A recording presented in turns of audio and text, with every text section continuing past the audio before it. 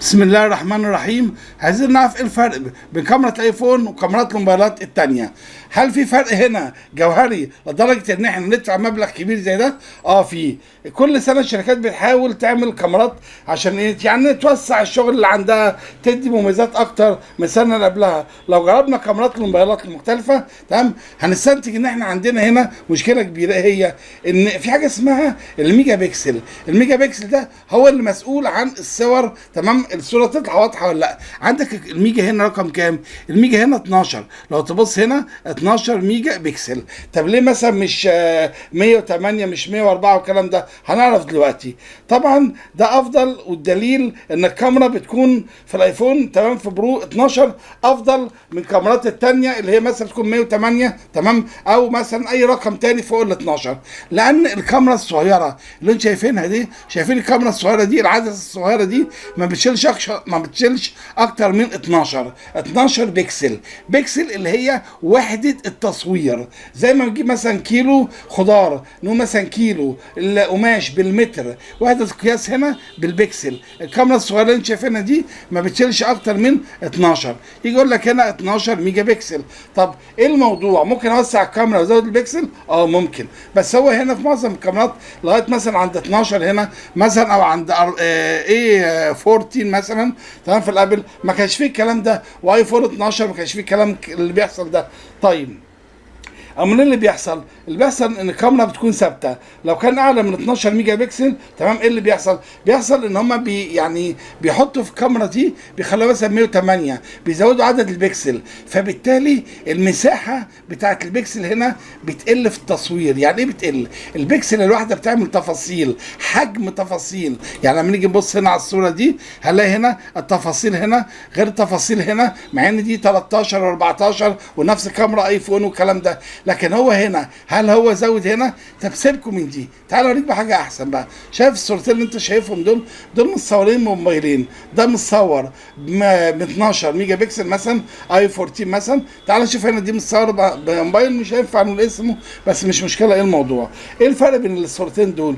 السبب ان في تقنيه مهمه اسمها تجميع الميجا بكسل، بتيجي في الموبايلات مثلا زي موبايلات تانية كتير مش هنقول اسامي عشان ما نضرش حد او الكلام ده. بيجمعوا الميجا بكسل دي كلها، ومش ضرر ولا حاجه يعني، بيجمعوا الميجا بكسل دي بالتقنيه دي تمام، وعشان يعملوا عدد بكسل كتير فاكرين ان هم كده بياخدوا اكبر كميه من الصوره او الكلام ده كله. لكن الحجم البكسل واحده ليها حجم، الحجم ما ينفعش ينضغط. يعني الميجا بكسل دي 12 لما انا اخليها مثلا 108 هتنضغط، هتصغر فالبكسل تيجي تصور الحساسيه عندها هتقل، حساسيه حجم الصوره في التصوير هو اللي هيقل. ودي الحاجه اللي عايز اوصلها لكم. طيب يعني معنى كده ان حس الضوء اللي داخل الكاميرا بيكون قليل. طب يعني ببساطه نقدر نقول ان البكسل ده مستشعر للضوء، ويقاس بوحده اسمها المايكرون. ايه ده؟ وفي وحده ثانيه؟ طبعا، لان كل انت عندك 4 مايكرون بنجمع منها بكسل. فهم بيجوا يعملوا ايه بقى؟ ياخدوا ال4 بكسل دي مثلا 4 مايكرون يخلوا منها بكسل، البكسل يجمعوها فوق بعض مثلا فبتصغر حجمها، يبقى وحده القياس هنا هتقل.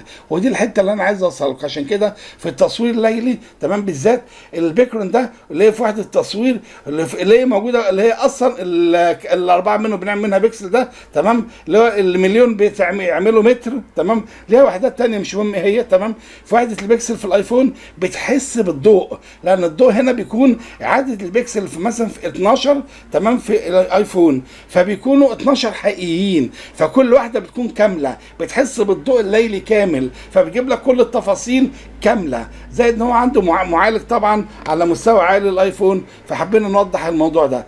معنى كده ان بيكون افضل من اي موبايل تاني، بتكون افضل مثلا موبايلات تانية في التجميع وحده البكسل، عشان الصوره هنا بتكون متجمعه، وهنا بتكون هنا كل بكسل لوحده من غير ما تضغط بحجمها الطبيعي، عشان تقدر تلقط الصوره كلها من غير ما يحصل مشكله. طب عدد البكسل هنا في الايفون اللي ما بيستخدمش التقنيه ده بيكون بحجمه الطبيعي زي ما قلنا، فبيكون حاسس لاي ايه شغلانه في الضوء مثلا بيلقطها على طول.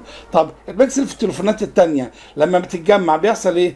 بيكون زي ما قلنا كده ايه، بتصغر حجمها صغير يعني شويه، فبالتالي ما تقدرش تحس هنا بالضوء، ودي مشكله كبيره. تمام، حجم البكسل لما بيصغر زي ما قلنا قبل كده، وبنعيد المره دي تاني، حساسيه الضوء بتقل فيه. ودي المعلومه اللي عايز اوصلها لكم عشان ما حدش يفرح يقول لك انا معايا موبايل 108 ميجا بكسل. لا، ما فيش حاجه اسمها الكلام ده، لان الدوريه دي ما بتشيلش اكتر من كده الا لو كان في تقنيه جديده، وكل يوم طبعا في تقنيات جديده، فممكن الكلام ده يتغير بس مع الوقت ومع الزمن.